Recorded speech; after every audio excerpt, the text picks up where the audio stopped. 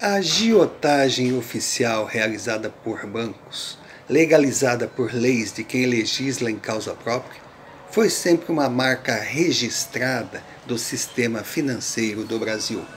Taxas e juros cobrados, verdadeiro estelionato contra o cidadão comum, que quer apenas o direito de trabalhar e produzir. Lucros exorbitantes criavam números que ninguém acreditava. Antes do lulismo, o Banco do Brasil era o 16º banco oficial no mundo em movimento financeiro e, pasmem, o 4º em lucro.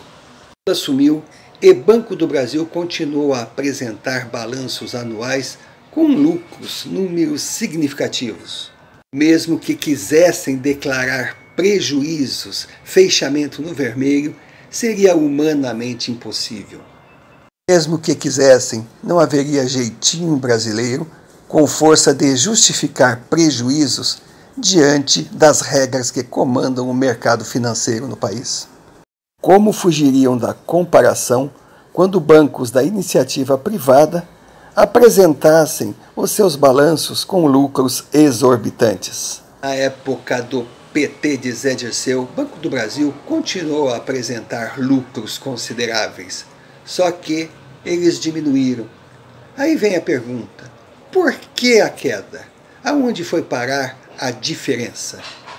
O Banco do Brasil transformado em mercado público.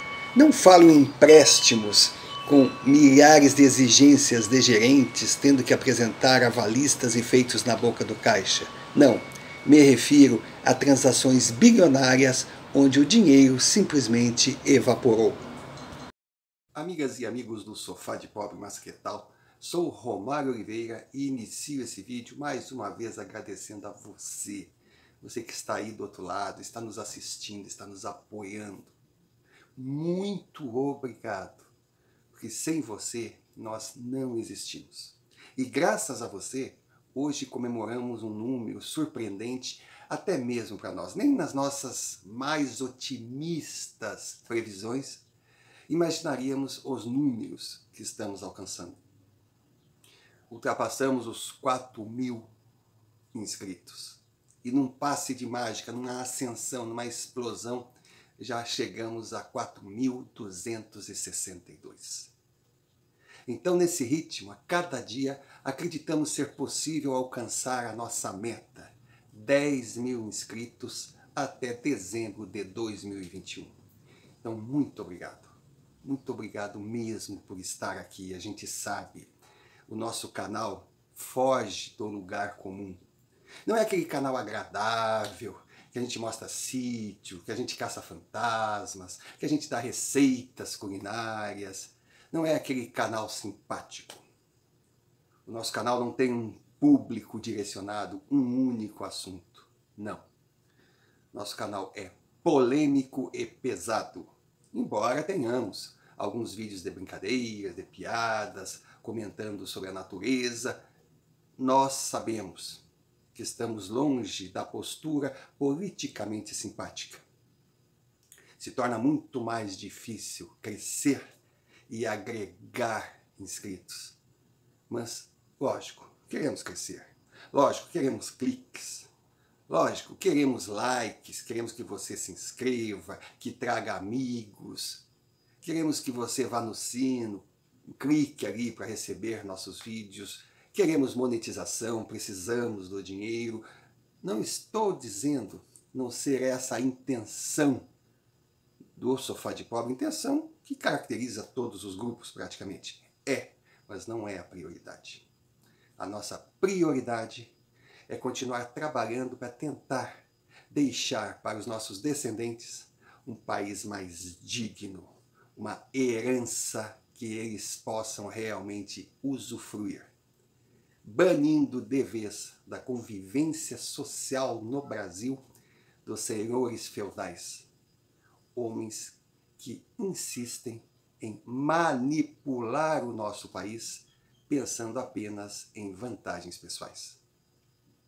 Zé Dirceu criou a engrenagem, desgovernou o país, enquanto Lula fazia pose para fotografias. E o assunto de hoje? depois de intervir na pesquisa, Bolsonaro acena com a possibilidade de uma nova intervenção, agora no Banco do Brasil. Mas antes de continuarmos nesse assunto, eu quero abrir um parênteses para falar sobre a eminência parda, uma figura não valorizada por aqueles que não acompanham a política de perto, quando na verdade mereceria uma atenção bem detalhada por ser quem realmente manda no país, mas lá dos bastidores, manipulando as cordinhas. Zé Dirceu sabia como ninguém o objetivo a ser alcançado e sabia exatamente o caminho a ser trilhado para poder alcançá-lo. Contudo, já alinhavado, partiu com requintes de crueldade para a prática, destroçando e roubando o país em nome do perpetuar uma ideologia. A eminência parda jamais está sentada na cadeira do líder majoritário e também não disputa eleições para esse cargo. Não lhe interessa. Na verdade, ele deixa essas cadeiras para os seus subalternos. Eminência parda não disputa eleições para ser o grande comandante. Dificilmente aparece diante das câmeras. Não é alvo dos cliques, das fotografias, dos holofotes. Não. Eminência parda é a sombra. Mas é aquela criatura que os homens, as mulheres, aqueles e aquelas que a gente acredita que realmente mandam, antes de dar cada passo, procuram para saber como devem agir. E costumam seguir rigidamente as regras determinadas por quem realmente manda.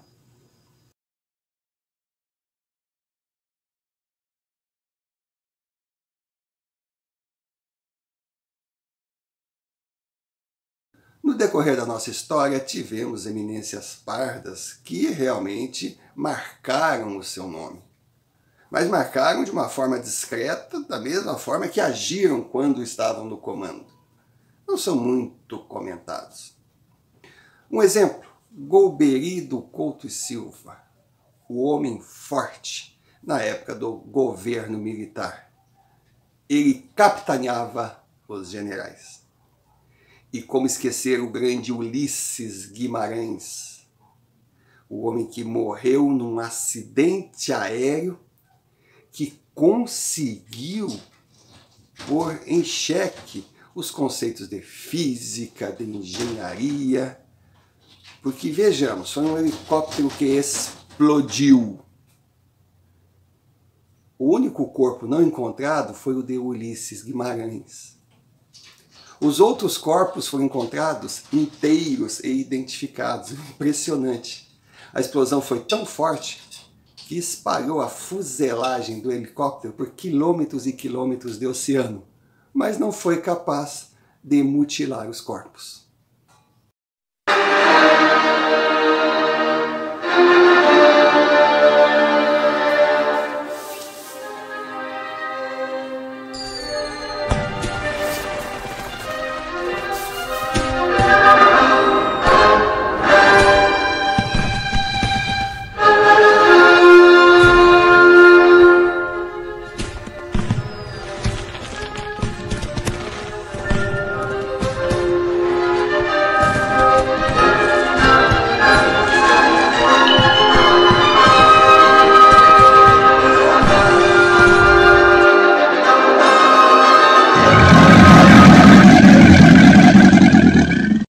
Reich 1000 anos surgiu do Partido Trabalhista Alemão com a intenção de criar uma dinastia. PT Eterno, Partido Trabalhista Brasileiro, que chegou com a intenção de fincar bandeira e não mais sair do poder. Os dois seguindo a mesma premissa: dividir a sociedade em grupos antagônicos, radicalizar e doutrinar a juventude nos bancos da escola. E na época do lulismo, a grande eminência parda, talvez uma das maiores, mais inteligentes e mais corruptas delas todas, José Dirceu. O PT, quando assumiu, ele tinha traçado um plano de poder igual ao Reich de Hitler. Seria o PT 1000 anos. Eles queriam se perpetuar no poder, porque a esquerda é assim. Quando ela entra, é igual a aranha caraganjeira, ela se gruda, só sai arrebentada. E qual o grande plano do PT? Um marketing perfeito. O que passariam para o público seria o PTzinho do Lula legal, o PTzinho junto com o povo, o PTzinho que ama o pobre, o PTzinho que luta contra o rico. Por detrás, o partidão, o PTzão, uma estrutura poderosa, uma máquina de arrecadar dinheiro. Então liberou geral. No Brasil do lulismo, você podia fazer a cafajestade que quisesse,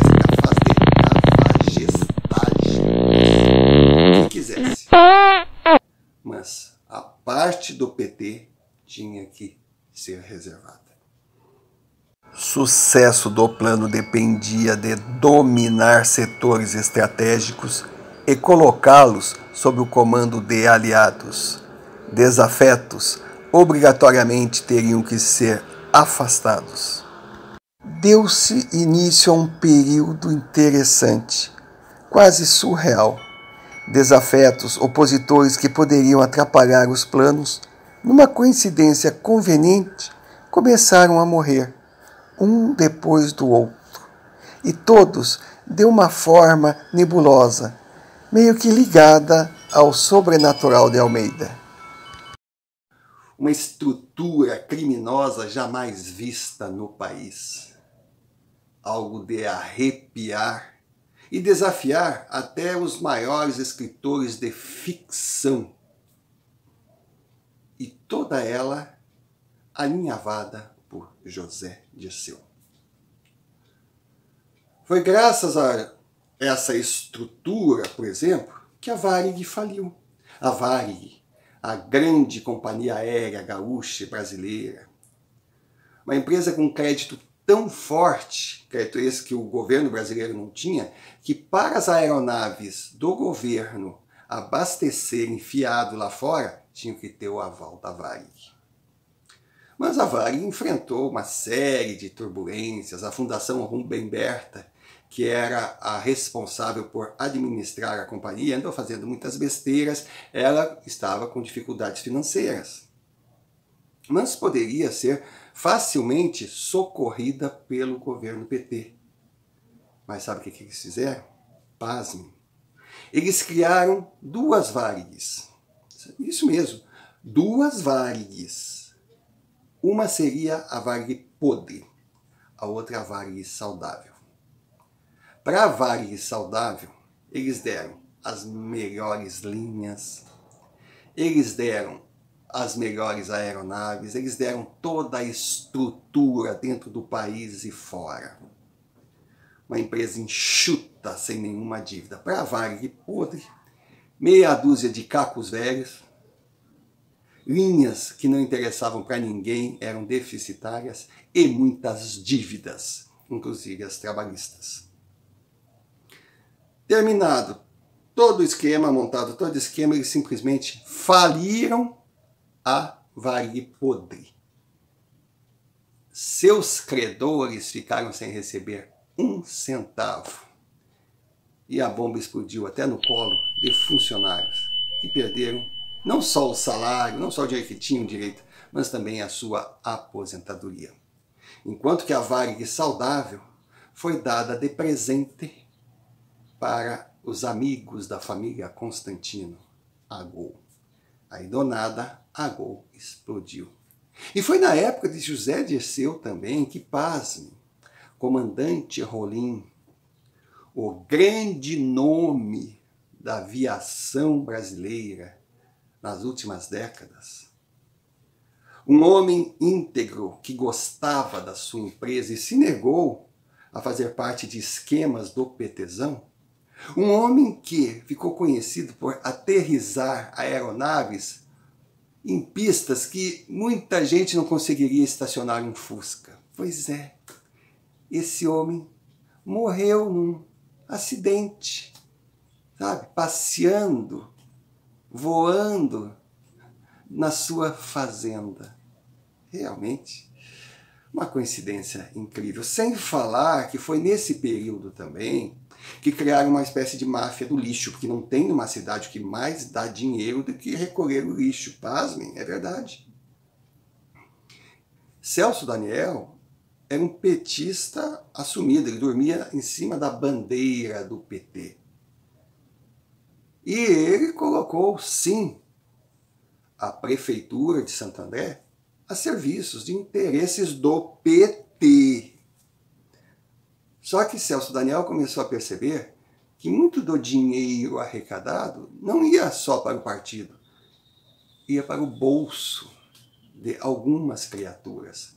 Ele se rebelou e, engraçado, ele não queria mais participar e moleu. Moleu, moleu, moleu, moleu. E tudo isso aconteceu no período de Zé Dirceu. Uma farra com o dinheiro público. Transações financeiras com sérios prejuízos ao país. Fortunas doadas a fundo perdido a países de aliados políticos. Destinada a obras faraônicas e estratégicas, enquanto a nossa logística produtiva sucateava. Aliados agraciados por contratos mal explicados, tornando-se bilionários do dia para a noite.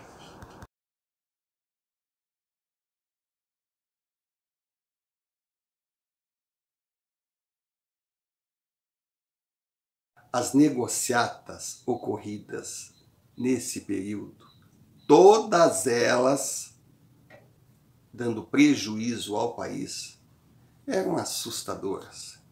E também, vamos dizer assim, Zé Ninguéms, do nada, se tornaram milionários, bilionários, com empresas dominando o setor que atuavam, monopólio absoluto. Vamos citar dois, Ike Batista e o famoso, Grupo JBS. Então, era assim, tudo funcionava dentro do determinado pela eminência parda. Até mesmo negócios, investimentos, que não dá nem para imaginar como alguém faria. Pasadena, compraram a refinaria de Pasadena, um elefante branco, deram um prejuízo gigantesco para o país, mas o petezão ganhou muito. E o Porto de Cuba, meu Deus do céu, o dinheiro investido naquele porto faria melhorias em vários portos brasileiros, garantiria empregos aqui dentro e melhoraria a estrutura falida da nossa área produtiva. Não, mas foram para Cuba. E o petezão faturou um monte, podem ter certeza. E juntamente com o petezão, algumas empreiteiras que logo foram descobertas dentro de uma corrupção que não dá nem para entender como conseguiram chegar nesse ponto. As mesmas empreiteiras que aqui no Brasil, qualquer obra, ali estavam elas. Aquele cartel.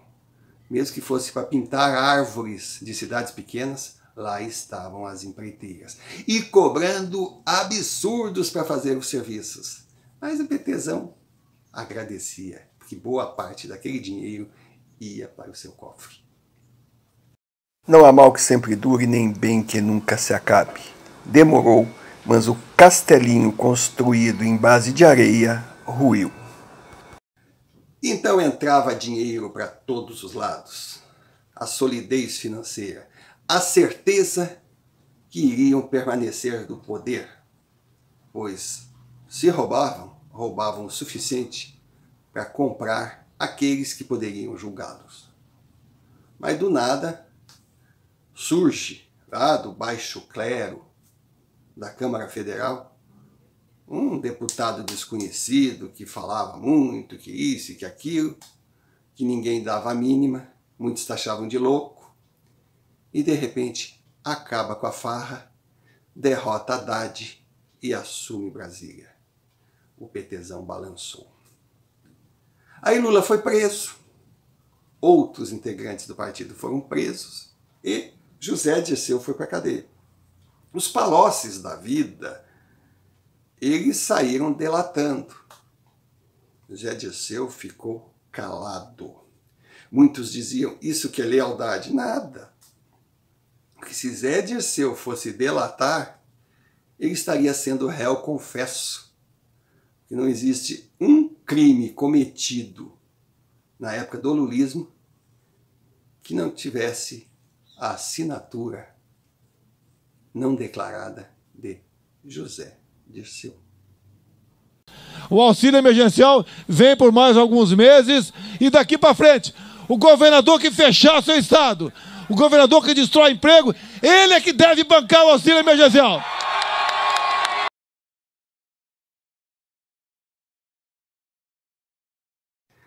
É claro que a sigla PT virou um nada. Hoje, associar a imagem ao PT é queimar a 3x4. Então o marketing logo colocou a militância em campo com outro discurso. Hoje é impressionante, ninguém mais é petista. Mas todos são de esquerda e todos são contra Bolsonaro. Não, não contra Bolsonaro. Eles são contra a qualquer um que esteja no lugar de Bolsonaro agindo como Bolsonaro, ou seja, tirando o poder da esquerda. Mas aos poucos, investigações estão acontecendo. E lógico, tem toda uma inteligência por trás de Bolsonaro. E essa inteligência sabe que enfrenta um grande cartel, uma falange, uma máfia que gira em torno de Zé Dirceu. Ele não é o líder, ele é apenas o Merlin da Távola Redonda. Pois é. Mas todos sabem que para desbaratar uma máfia só tem um caminho, é estancar o seu fluxo de caixa. Porque enquanto ela estiver com o dinheiro, ela terá o poder. E agora isso está acontecendo. Bolsonaro já entrou na Petrobras e o que descobriu lá, cara, é de chorar. Mas, obviamente, não é nenhuma surpresa, basta pensar um pouco. Vamos dizer, no Texas, nos Estados Unidos, se você cavucar assim o seu terreno e encontrar um pocinho de meia dúzia de litros de petróleo, no outro dia está andando de Rolls Royce. Aqui, a Petrobras tem um monopólio de toda a extração de petróleo, comercialização de combustíveis de todas as espécies e vive derrapando. Me digam, como é possível? Lógico, como é possível. A Petrobras é uma das grandes máquinas de gerar dinheiro para o PTzão. E não pensem vocês que terminou depois da queda do PT. Continuava igual, só que agora acabou. E nessa linha de investigação, o próximo é o Banco do Brasil. Também um reduto petista, um reduto lulista. Lógico, hoje ninguém é PT. E se entrar no Banco do Brasil, mexer os papeizinhos, olha, o que vai sair daquele esgoto não dá nem para pensar, porque o Banco do Brasil, do período do lulismo até hoje, foi a base de todas as negociatas, juntamente com Petrobras e outras que certamente serão reveladas no futuro próximo. Então agora é a hora de desbaratar a máfia, estancar a sua fonte de arrecadação. Vai demorar, mas aos poucos está acontecendo. Primeiro foi a Petrobras. E tudo indica que a próxima intervenção será no Banco do Brasil. Tarefa complicada não se resume em trocar a figura do presidente da instituição. Necessário desinfetar a estrutura contaminada.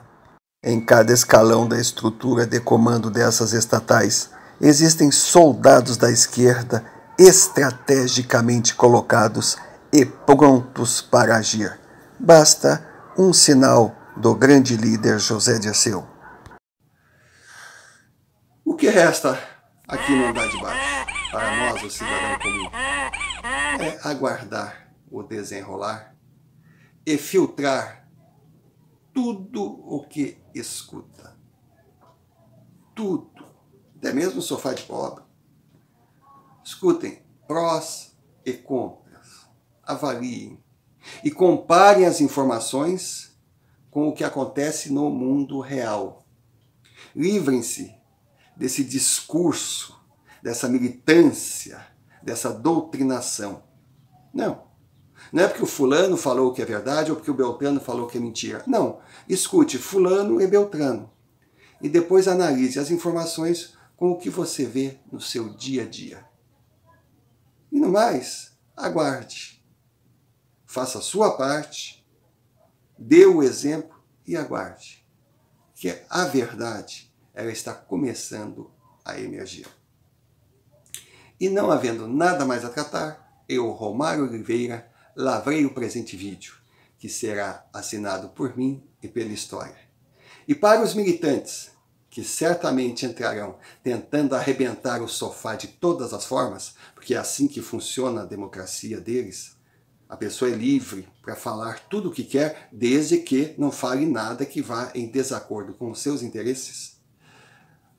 Assunto encerrado e ponto final.